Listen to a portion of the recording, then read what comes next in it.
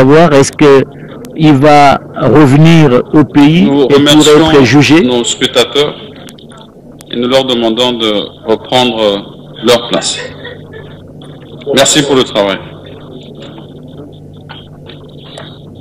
La justice, une fois Kabila n'est pas là, va-t-elle continuer à juger Kabila et être condamné peut-être en contumace? Nous allons voir comment les choses vont se passer. Mais ce qui est vrai est que c'en est fini pour Kabila comme sénateur à vie. Il va plus siéger dans cet hémicycle, même son... Honorable sénateur et chers collègues, voici le résultat du vote relatif à l'autorisation des poursuites et à la levée des immunités du sénateur à vie. Pour 88 voix. Contre 5 voix. Abstention 0 voix. Bulletin nul 3. En conséquence, le Sénat autorise les poursuites et lève les immunités de M. Joseph Kabila Kabange, sénateur à vie.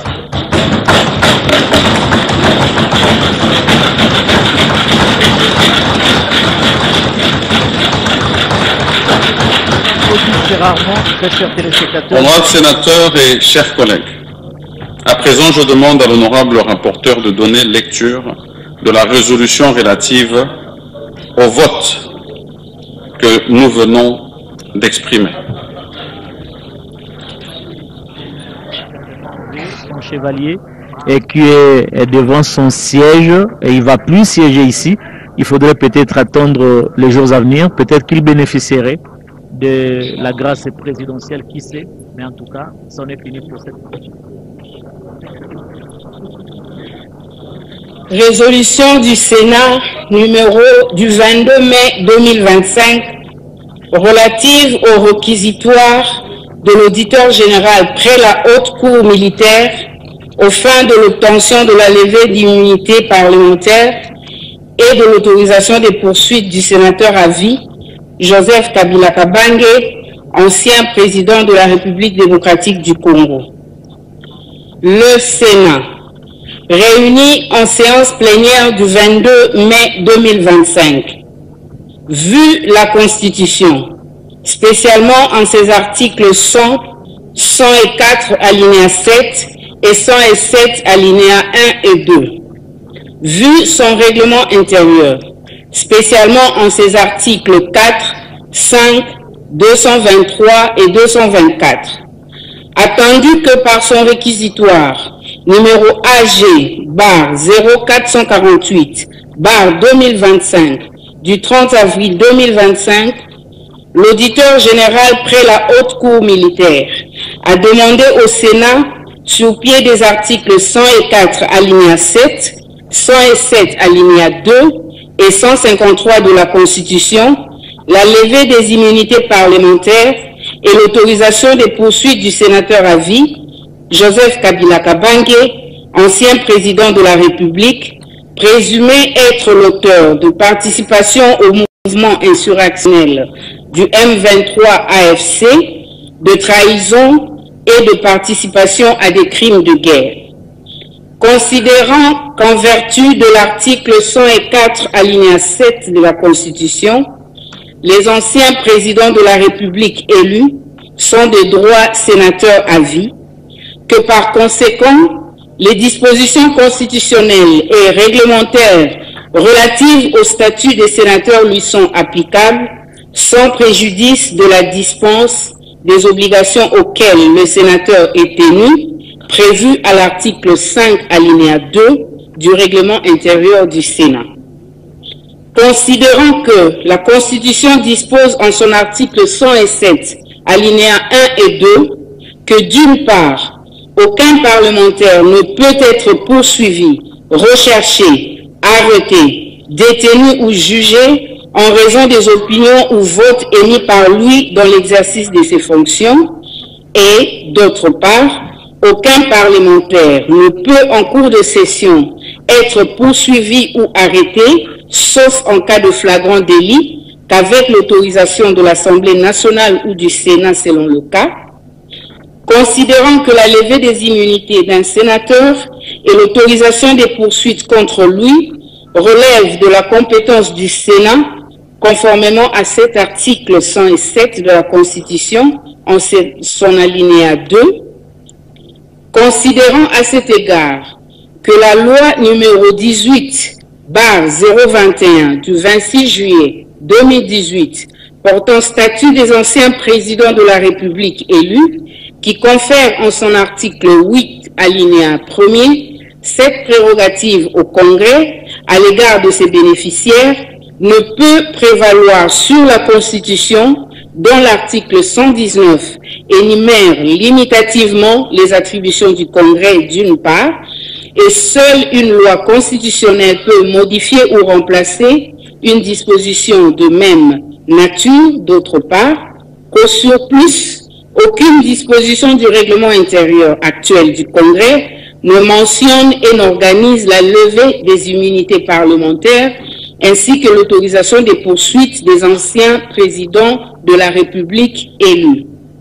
Considérant qu'en vertu des articles 153 et 156, alinéa 2 de la Constitution, 120B, 162, 169 et 214 de la loi numéro 023/2002 du 18 novembre 2002 portant code judiciaire militaire tel que modifié et complété à ce jour, et 77 alinéa 1er de la loi organique numéro 13/010 du 19 février 2013 relative à la procédure devant la Cour de cassation, les personnes justiciables par État de la Cour de cassation sont justiciables de la Haute Cour militaire pour les faits qui relèvent de la compétence des juridictions militaires, et les officiers du ministère public militaire disposent en matière d'instruction préparatoire des mêmes pouvoirs que ceux des parquets près les juridictions de droit commun. Considérant par ailleurs l'article 111 in fine du Code judiciaire militaire ainsi libellé, les juridictions militaires sont compétentes à l'endroit de ceux qui, sans être militaires, commettent des infractions au moyen d'armes de guerre, et l'article 115 du même code qui dispose que les juridictions de droit commun sont compétentes dès lors que l'un des coauteurs ou complices n'est pas justiciable des juridictions militaires, sauf pendant la guerre ou dans la zone opérationnelle, sous l'état de siège ou d'urgence. Considérant que des dispositions du Code judiciaire militaire sus-évoquées, il se dégage que l'auditeur général près la Haute Cour militaire a qualité pour requérir au Sénat la levée des immunités et l'autorisation des poursuites du sénateur à vie, M. Joseph Kabila Kabange, ancien président de la République, présumé d'avoir commis des faits infractionnels contenus dans son réquisitoire cité ci haut.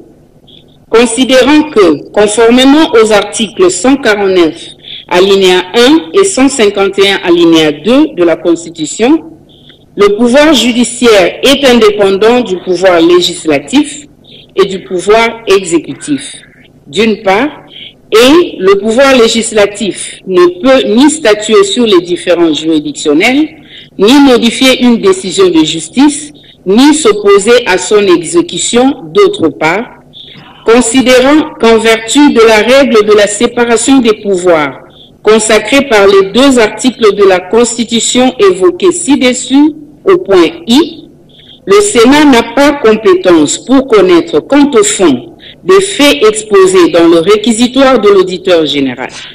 Son examen porte sur la relation des faits imputés au sénateur avec l'exercice de ses fonctions, exercice protégé par la Constitution dans l'intérêt du Sénat à travers les immunités parlementaires telles que définies à son article 107 et comportant l'irresponsabilité ainsi que l'inviolabilité du parlementaire pour les opinions et votes émis en cette qualité, que de ce fait, les immunités parlementaires sont instituées pour protéger les fonctions exercées plutôt que pour placer leurs bénéficiaires au-dessus des lois de la République ou en dehors de celles-ci. Prenons acte de ce que, quoique régulièrement invité à présenter ses moyens de défense et sa version des faits à la commission spéciale conformément à l'article 224 du règlement intérieur du Sénat, par la lettre du président du Sénat, numéro 503-CAB-PDT-CNA-DMO-PK-2025 du 19 mai 2025, lui déposé à son domicile 6 sur avenue Ouganda, concession GLM, commune de la Gombe à Kinshasa, par maître Bokimi Bale Moïse, huissier de justice assermenté, officier public et ministériel près la cour d'appel de Kinshasa-Gombe, le sénateur à vie Joseph Kabila Kabange, ancien président de la République, n'a donné aucune suite à cette invitation. Le Sénat donc se déclare régulièrement saisi par l'auditeur général près la haute cour militaire et compétent pour connaître de son réquisitoire. Constate que tel que exposé par l'auditeur général près la haute cour militaire dans son réquisitoire et devant la commission spéciale du Sénat chargée de l'examen du dit réquisitoire, les faits dont le sénateur à vie Joseph Kabila Kabange, ancien président de la République, est présumé être l'auteur, n'ont pas de lien avec l'exercice de ses fonctions parlementaires et ne peuvent pas, ipso facto, donner droit à la couverture des immunités parlementaires prévues par l'article 107 alinéa 1er de la Constitution. En conséquence de ce qui précède, lève les immunités parlementaires du sénateur à vie Joseph Kabila Kabange, ancien président de la République, et donne à l'auditeur général, près la haute cour militaire, l'autorisation des poursuites à sa charge. Charge le bureau du Sénat de transmettre la présente résolution à l'auditeur général près la haute cour militaire. Adoptée à Kinshasa le 22 mai 2025 à la majorité de 88 sénateurs sur 96.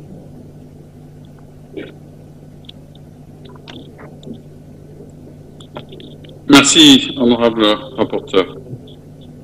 Honorable sénateur et chers collègues,